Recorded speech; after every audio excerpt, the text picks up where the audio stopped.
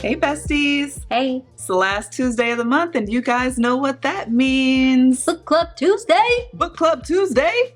What we got this month, teams? So, as you all know, we are doing ACOTAR today. So, A Court of Thorns and Roses by Sarah J. Maas. Yes. Okay.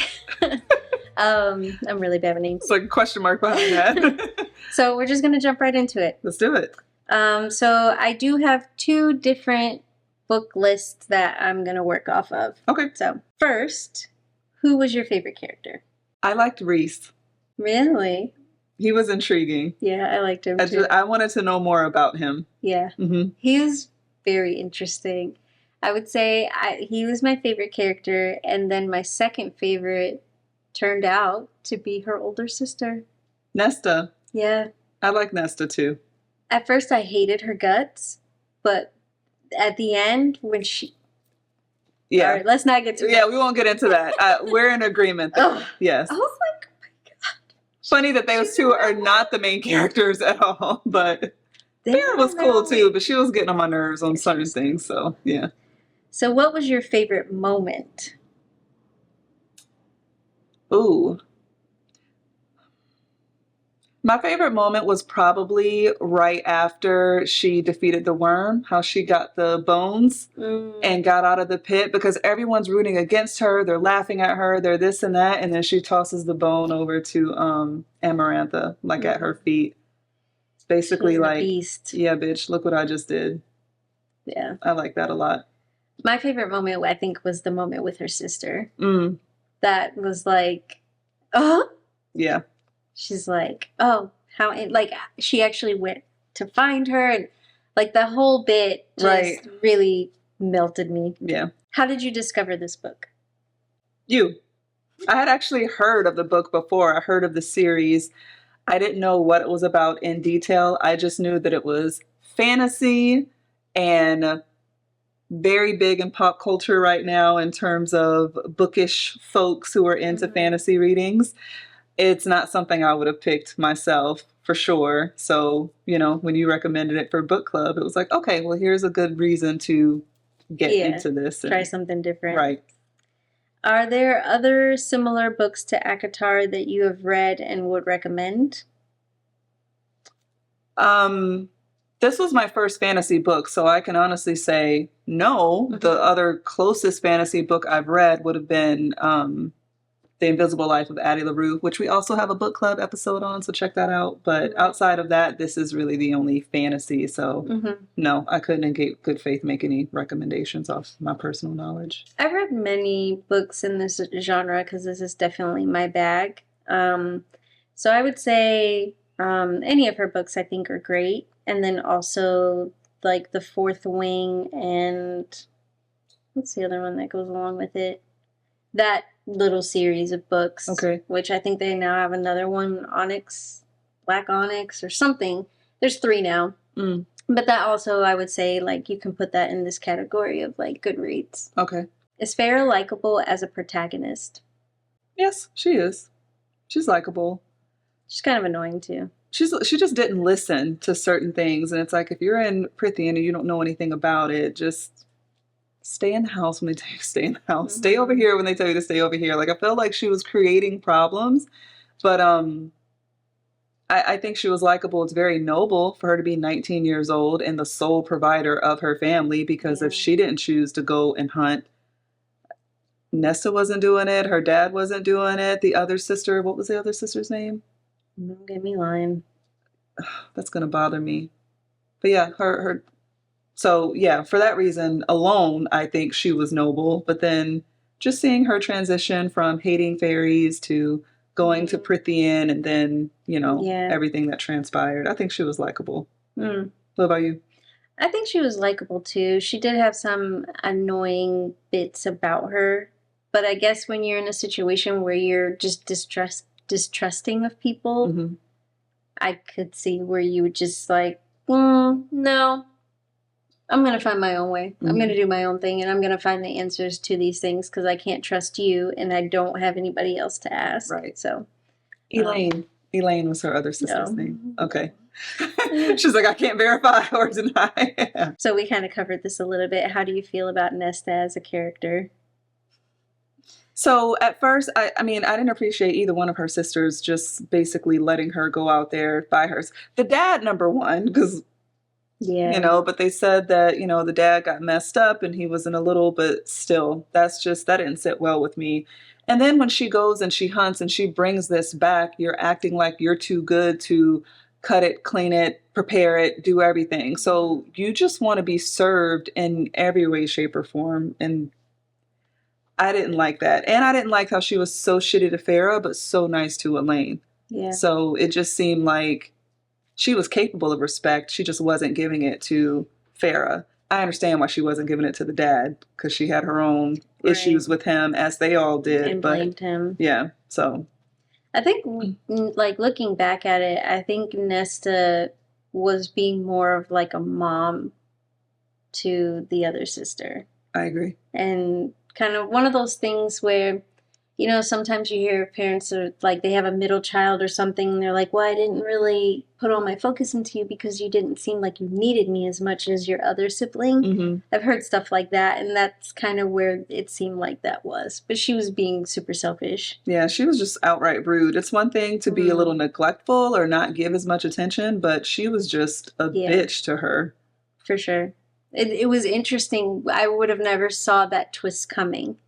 No, the fact that she went to go look for her and couldn't get over the wall. And then when Feyre said that she wanted to go back, she's had her back with all of that. Right. So. And was like, don't come back. Yeah. Like. Just know we'll be okay. Ugh. Yeah. She's a real one. She wasn't in the beginning, though. Right. Do you prefer Lucian to Tamlin? Yes. Really? Yes. How so? Just in terms of how they cared for Feyre. Like, I understand why Tamlin did what he did, but Lucian was there for her. Yeah, but when he was supposed to be, he also wasn't.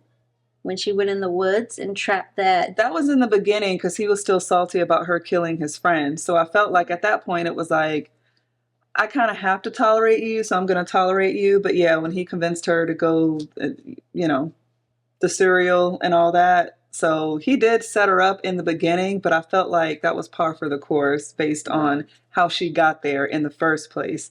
But the longer she was there and their relationship developed, he was the one going and taking, like, he looked out for her in a way that... especially during the challenges and stuff like that. Yeah. So did Rhys. Yeah.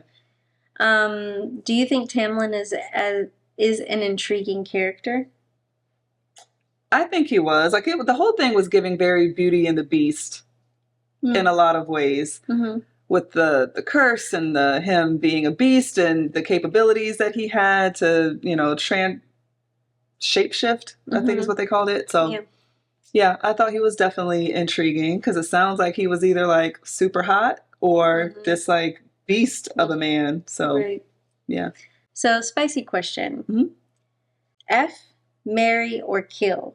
Tamlin, Lucian, or Rhys? F, Rhys. Marry Tamlin. And who was the other one? Lucian. Kill Lucian. You're like, yeah, he's a real one. Off with his head. I mean, the whole eye thing, I know he can't control it, but I mean, in terms of, like, you know, physical attraction. She got fucked up. Yeah. What would you say? I think I would say the same, but there's just really something intriguing about Rhys. Yeah. It's something I'm like, ooh. Yeah. But you always do that. Yeah. Like, learn from your lesson. Right. So I think I'm going the safe route with Tamlin, I guess. Boring. Rhys is giving exciting. Yeah. But that doesn't necessarily mean that's always good for you. Correct. Okay, the plot of ACOTAR is loosely inspired by Beauty and the Beast, and the fairy tales, including the Norwegian East of the Sun, West of the Moon, and the Irish story of Tamlin. How did the author reinterpret the fairy tales, which I think it's safe to say neither one of us know about those other ones? What are some of the changes she made to the original story and its character? And let's just reference Beauty and the Beast. Honestly, I mean, she just added more fantasy elements to it, but the base of the story is exactly the same. So you just drew that conclusion from reading it? Or did you see somewhere along the lines that it was like inspired by? Well, it was him being a beast at first. And I'm not going to lie, because, I'm not into fantasy and, all of that. But her killing the wolf in the woods and then going back home, and then a wolf or whatever he was showing up to the door, and then he spoke, I was kind of like, okay, here we go, So that already was kind of like, okay. And then she went back to Prythian, and then he turned into a handsome man and he was fine. And I was like, okay, so he can go back and forth.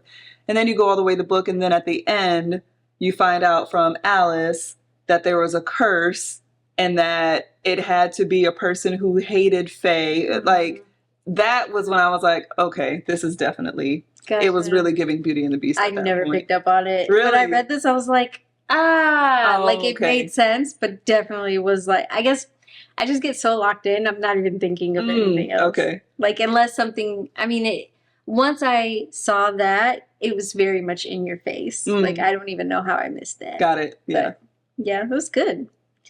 Like, to have a spin on that fairy tale, I think it was done really well. Agreed. Let's see. Did you admire Feyre's courage, or did you find her stubborn and reckless? Which we kind of touched on this a little bit. I found her courageous, but I do think that some of the things that she did put other people at jeopardy, and that's when it's, now you're doing too much, you just need to sit down somewhere. But overall, I found her to be courageous, especially when she went back to Prythian and went under the mountain, because she didn't have to do all that. Yeah. That was straight risky courage. Business. And when Alice is like, people who go in here, especially humans, do not come back out alive. So I'm going to drop you off right here by this door. Peace out. Right? With my bag full of goods. Don't drink the wine. And I'm out. Yeah. And then next thing you know, she's like, right. How does the novel portray the relationship between humans and fairies? What are some of the stereotypes, prejudices, and misconceptions that each side has about the other, and how do they affect the characters' actions and interactions? I think Feyre just having a hate for fairies because all you know are the bad things. You haven't spent that much time around to see any good things. So if all you know about a certain group or whatever are bad things, you're just going to assume they're all bad. And this is how every interaction is going to be with them. So I don't blame her for that. And it's also why she killed the wolf thinking it was a fairy. She used her ash arrow on purpose just in case. So, but I think her going to Prythian and then just interacting with all of them, I think what really flipped it when she really realized about the blight that Tamlin kept saying before they originally said that it was Amarantha was when the one fairy had came to them and was bleeding. It was just like, she with took the wings. my wings. And her sitting there with him and like, holding his hand and telling him he's going to be okay. And then her seeing that, kicks in. Yes. And then seeing how Tamlin said the prayer and like, it's a wrap for him, basically. I think that was when the shift happened, and then she started looking at Tamlin a little bit differently, and then she realized, okay, like, there are good fairies, too. There's definitely some bad ones, but just like people, there are good ones and bad ones. And then for the fairies, if all their interactions with humans are them trying to kill us or trying to hurt us or whatever, they're going to have a negative perception, too. So, yeah. And it's not like she experienced it, like you said, firsthand. It's like generational folklore about the horrible things that have happened many, many years ago. And it's just passed down. Right. And you're just like, yeah, they're scum. Like when those like fairy lovers were coming up to them when they were going to the market and they were like talking bad about them. It was cracking me up the way they were talking about them. Right. so funny because it's like you kind of know sometimes when people like, not necessarily personally, but you're like, oh, okay, like that seems like real interaction right there. Right. Like it may not have been this group, but this interaction has happened at some point. Mm-hmm. And I will say the part where she got her sight. When the glamour was removed? Yeah, we were in Mexico when you read that part. I think we were like in the car or something, and you were like sitting over there giggling. Oh my God. When she was like, who are you? Where's Alice? And she's like, what are you talking about? I am Alice. And she's like seeing this old, wretched woman with like leathery skin and so funny. I was cracking up. She's like, where did all these people come from? It's like they've been here the whole time. That was when I was laughing. Because when she went out into the woods and she's like creeping through. She had the dream thinking her dad was at the gate trying to get her. Yeah, and they're just like hundreds of people all around and they're just watching her and she thinks she's all alone. And she's crouching down. The idea of that just spun me. I was so tickled. I was like, how crazy she must have looked. Right. But everybody's like, what is this bitch She's like dodging behind the corners. Like shimmying on the side of the building, scurrying across the field, and they're like, look at this, you see this? Like, just they probably have a blast laughing at her. Right. It cracked me up. But there's another book that I read. I think it's called A Woman's Guide to Real Magic or A Woman's Guide to Magic, something like that. And it kind of has a similar situation where, like with magic, you can kind of be cloaked to look like something, mm-hmm. and then just like the reality of when that's removed and just when you take the magic away and you're like, oh my God. Mm-hmm. It really reminded me of that.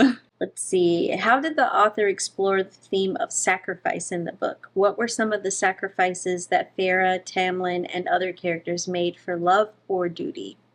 So Feyre definitely sacrificed a lot. You know, she got back to the human realm safely, could have just lived out her days there, but she was in love with Tamlin and then just didn't want Prythian to go down, so she left her family, went back. It helped that her sister is like, no, don't worry about us. We'll be fine. You just know we're okay. Just go do what you need to do.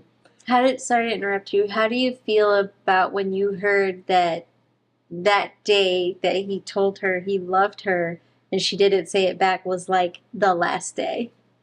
Were you like, oh my God? It was. I was exactly like that. And my heart broke for her because all of them. She didn't know if she was going to get another chance to say it. And for him to say that and then to say it to a human and put himself out there and it not be reciprocated, but you know she feels that way. Yeah. And then you get swooped up and then, you know, my heart broke for that. So I was like, why? I just wanted her to have another chance to do that. And when she had to kill those faeries, like... Yeah, that was heartbreaking. That was hard for me. Mm-hmm. You know, the boy, obviously, where children are very coveted there and hard to come by. And then the girl... She was a G. She was a G. She was like, do what you got to do, basically. Mm-hmm. So, yeah, that was tough.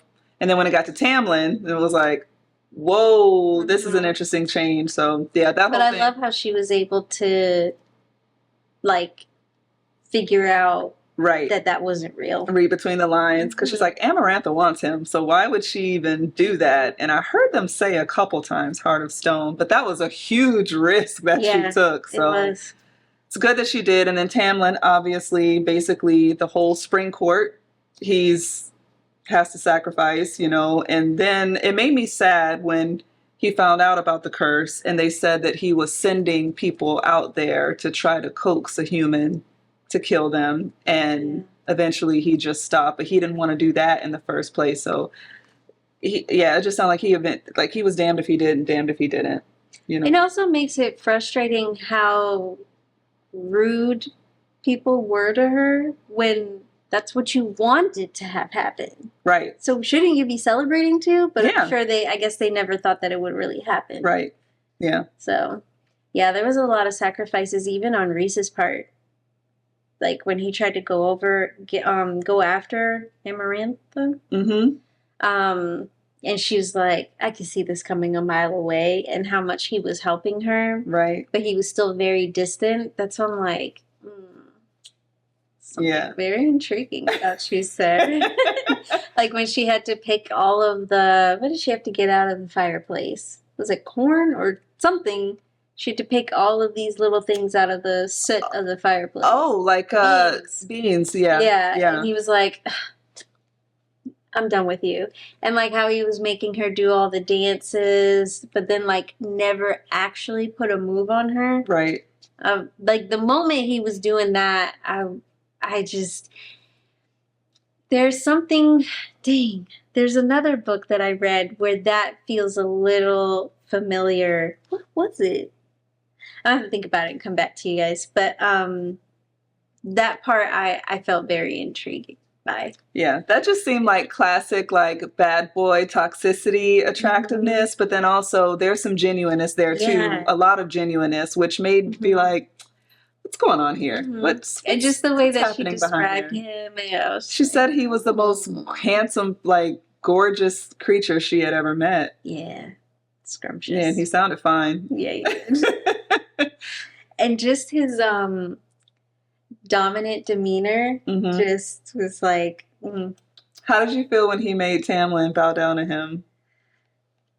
At that point, like the whole her having to do like the lap dances and like get drunk and all that stuff and like making Tamlin bow down, it felt very much like I'm doing this for all of us, but while I'm here, let me fuck with you a little bit. Yeah. I'm going to have my fun. Right. Because at the end of the day, we are still rivals, but we all want to get from underneath this.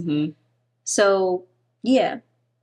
I'm just going to go ahead and take advantage of the situation. Yeah. So, go ahead. Yeah. Kiss my feet. That's what I said. Like, Tamlin, I get why he didn't want to react and why he didn't want to give Amarantha any more whatever, like, fuel to her huge fire that she had. I understood that. But, like, the one time you got away, the one time, you didn't use that to try to get her out of there. You didn't use to try to save her. You used to try to get some real quick before she dies the next day. That was when I got the ick for him. Yeah. And I honestly, truly suspected that that wasn't going to really be him and that was her playing a trick. Because for him to, of all the things, right, you want to get some, and she's got all this stuff on her. Like, I truly thought she was sending somebody to break her and tease her. But then when you found out that it really was him, and then he scurried off with his tail between his legs like a little dog in heat. Right. I was like, and then Rhys was there to save y'all again. Yeah. Still messing with you. Right. But he saved you guys. Like, look at y'all. Right. It's just like, you're pathetic. So that gave me the ick. Rhys was giving asshole in a lot of aspects, but he's the one giving smart. Yes, giving smart, and he's the one who helped her the first two challenges. He put money on her, the only one to put money on her that I think she's going to beat that worm. Then the second challenge, he told her which thing to pick when her and Lucien were about to die. Also saved her when those other fairies were going to attack her that night of the ceremony. Yes. That's how they met. Yes. So, like, he was just very intriguing. I like Rhys. Yeah. Have you looked at the fan art for ACOTAR? Like, tell me what you think. Are they accurate to what you envisioned? Or, because I know you're a very visual person, so I'm really curious. So, I saw fan art and things on TikTok before I ever read the book. Okay.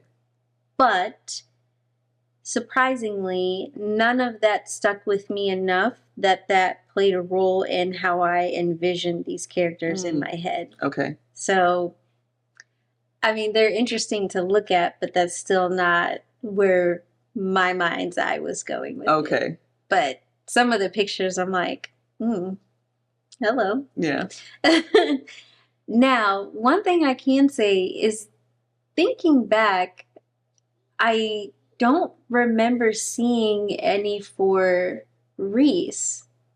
So I'm gonna have to look that up I and saw see some what. for Did Reese. you? Yeah. Oh I God, saw some I for can't. Reese. Yeah. And one of them is like, this is how I can picture. Really? Yeah. Could you find it again? Yeah. You look for your question. I'll find Reese. Let's do that.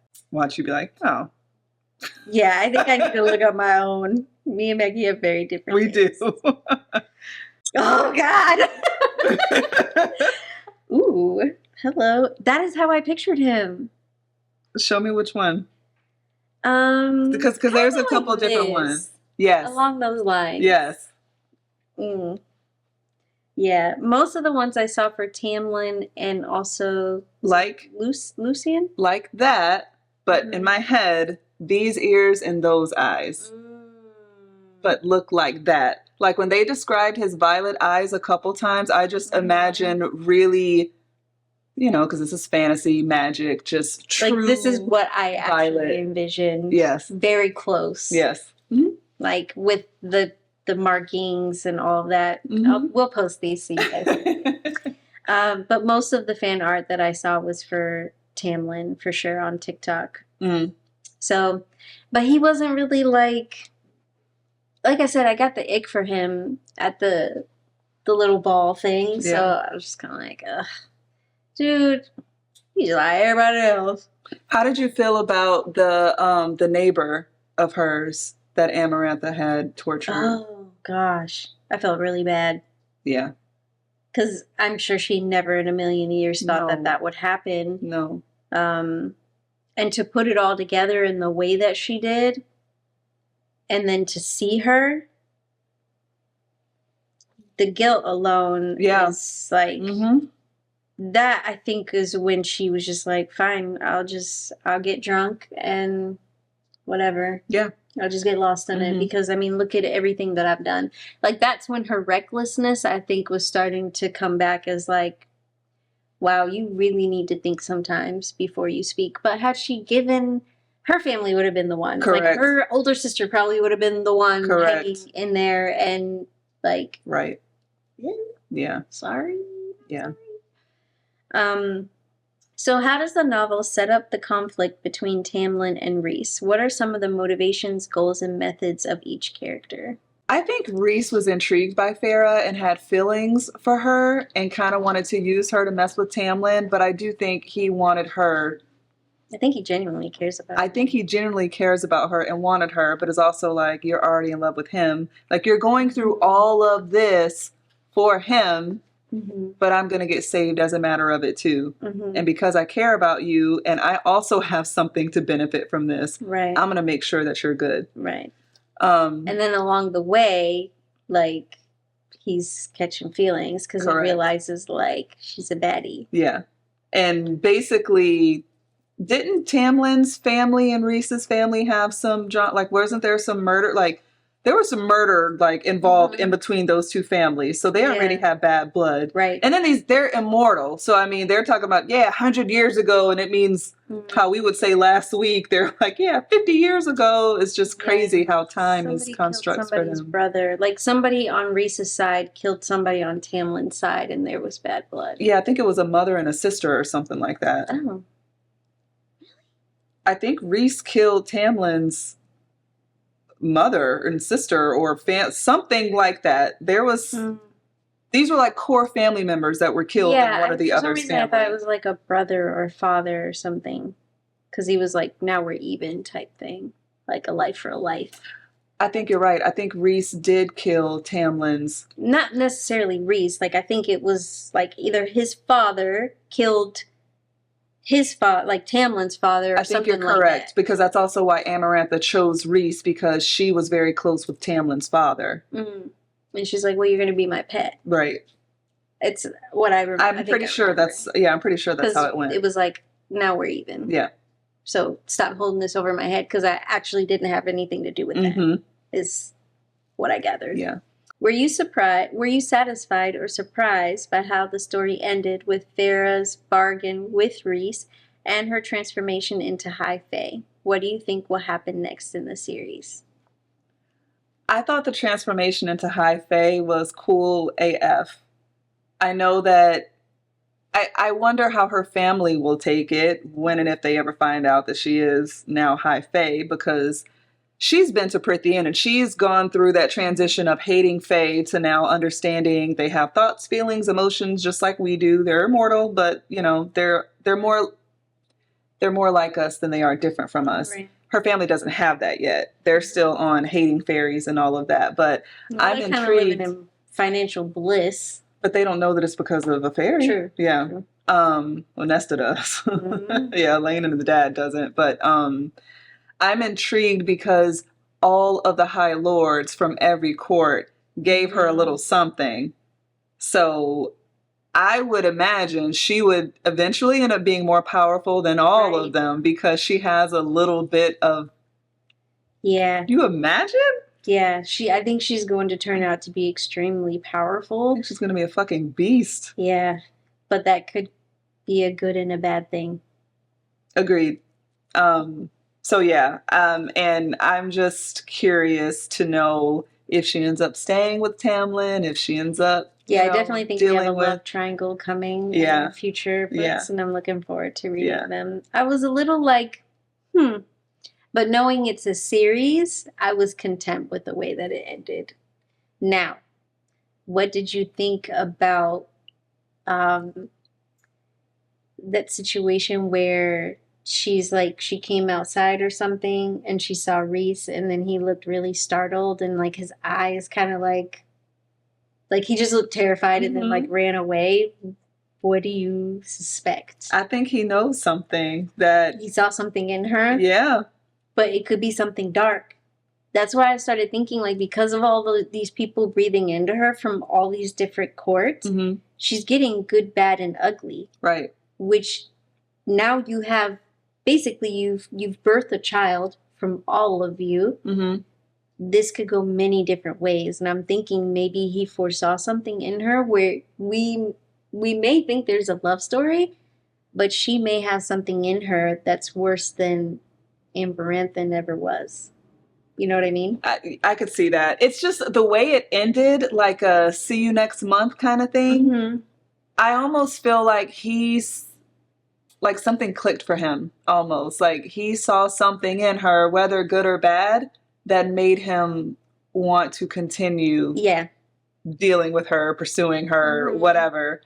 Because even, like, we know he's a survivalist as well. So even if he saw something scary in her, he's like, well, let me figure out more about this. What is this? If she did all that she did as a human, which they've never seen another human do, she has no fucking special powers like any of them. Amarantha limited their powers, but she never fully took them away. Like Reese could still melt someone's brain, which is insane. Sexy. Which is insane. So yeah, I'm sure it's like, if you was bad then, I can only imagine what we can do with all these, you know. So yeah. I'm very intrigued. For sure. I think that's all the questions that I have. Yeah. Okay, what would you rate the book on a scale of 1 to 5? I would rate this book a solid 4. Okay. I really liked it, but I feel like I need to get through the series to rate the series, because obviously this is just a little crumb in the grand scheme of things. So the way that it ended, I'm very much like, okay, well, go on, spit it out. So I'm looking forward to reading more. So what about you? Here's the thing. I always, prior to doing book club, would have considered myself to be a difficult grader. Interesting. Like, I don't really... I said all that to say I give this book a 5. Nice. I give it a 5. That's so exciting. It is. But I have to wonder, is it... If this was in my bag, as it is yours, am I giving it a fair assessment? Because I don't have anything to compare it to. I'm literally going from don't know anything about fantasy, a fucking talking beast, here we go, you know, fairy bullshit, like how I perceived a fantasy book to be, to just devouring it and loving it and man, now I see why people are into these types of books, because it's the first one that kind of popped my cherry in that way. It will probably always have like a special place, because it's the first thing that really opened my eyes to, okay, this is why people like these types of books. I can totally understand, and I can totally get into it. For that reason, I'm so glad that you gave it a 5. Yeah. Because I think it means more for you to say that it's 5, having nothing to compare it to. So you're coming into it as basically like hating Fae. You're like, you know, Game of Thrones. I heard there was a dragon in it, and I was like, no, thank you. I'm not even going to give it a chance, right? Right. So you read a book that was completely out of your wheelhouse, that you were like, oh, here we go, talking wolf. Should have known this was going to happen. Right. Now, like, just not optimistic for the rest of it, but still going through with it. And you're like, no, this book was really good, and I'm looking forward to reading the rest.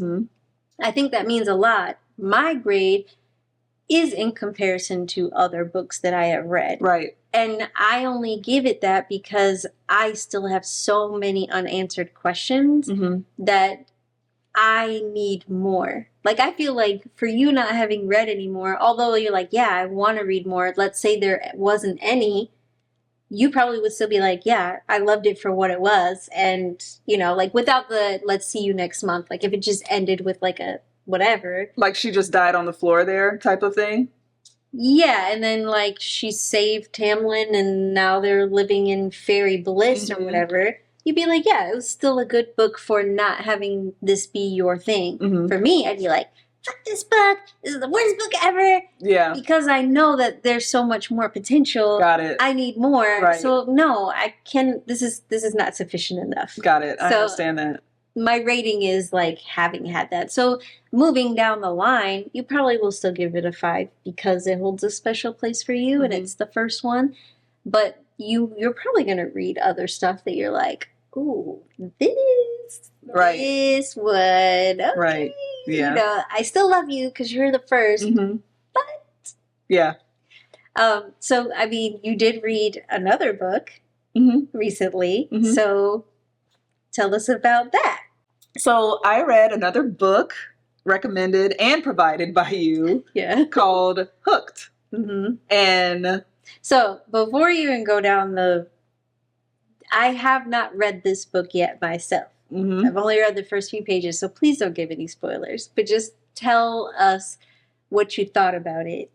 Well, how this book is based loosely on Beauty and the Beast. Hooked is based loosely on Peter Pan. Now, Peter Pan was not my jam. I had certain jams for Disney growing up, you know, Beauty and the Beast, Little Mermaid, Lion King, Lady and the Tramp. Peter Pan was not on that list. So the names were used, but with different characters, not necessarily coinciding what I remember to be part of the Peter Pan story. But yeah, good book. Spicy. And you and I had a conversation about this because I said it's spicy AF. It's okay. So this is the first spicy book that you've read, right? Yes. Okay. And then I had to clarify with you when reading ACOTAR, because obviously after reading Hooked, I'm like, oh, so that's spicy. When people say spicy books, that's what they're talking about. Yeah. I heard ACOTAR referred to as spicy, but I just found the sex scenes to be descriptive. And to me, that's not spicy. But, like, Hooked was vulgar. Like, it was porn on page on some scenes. Okay. So, interesting, I'll say. But the storyline in itself was good. It wasn't just smut. Like, they were just, like, it followed the storyline and it made sense and it went into detail. Yeah, they weren't just doing whatever just to be doing it, just to have something to write about. It followed the sequence of the story. But, yeah, it was good. So, for your first spicy book, what would you say? Are you, like, interested in reading more spicy books? Sure. Yeah. Okay. Yeah. Awesome. Absolutely. I love that for you. That's awesome. I don't think that just based off that alone, it's not going to be, oh, this is my number one preference and it has to, like, no, but I'm open to it. Yeah. You've really just, like, opened yourself up to so many things. This is what book club is about. Yeah. I love that. I understood the assignment. Like, when we go, if you guys go back to our, what we're reading or I think that was it that the name of the episode. I think so. What we're watching and what we're reading and stuff. Yeah. And Maggie was like, "Oh well, I'm into self-help and this type of stuff." I still am. I mean, yeah, you still are, but you've really branched out for sure from like a year ago being like, "This is if it's not making me a better person, I'm not interested." And now you're like, "Okay. All right, I will entertain fairies, a little bit of wolf talk. I will escape real life for a minute and just appreciate the journey." That's awesome. Yeah. I love it. Yeah, me too. Cool. So, do you want to tell the besties what we're reading next month? Yes, next month we are going to be reading The Arrangement by Kirsten Modglin. Okay. And that is part 1 of a 3-part series. Okay. But we are just reading the first one for book club, The Arrangement. Yes. We'll see how we feel about that, and then maybe we'll, proceed. With the rest, yeah. Yes. Like Akatar. There was another series that we read too, right? No, I don't think so. No. Akatar would be the first. These would be the first 2 series. Okay, cool. Yep. All right, well, we'll see how it goes. If you guys have read Akatar, let us know what you think. Yeah. Because I know we're a little late to the game, but you already know how we are. Yeah. We do things at our own pace when we feel inclined to do so. But we are definitely very excited to now be in the know of, okay. Yes. So, yeah. Let us know what you think, besties. Let us know if you have any book recommendations that we can do for book club. Yes. And any book club suggestion pages or questions that you think are really good that we could use for book club. And yeah. All right, besties, we will see you next week for our regular scheduled programming. Take care. Bye. Bye.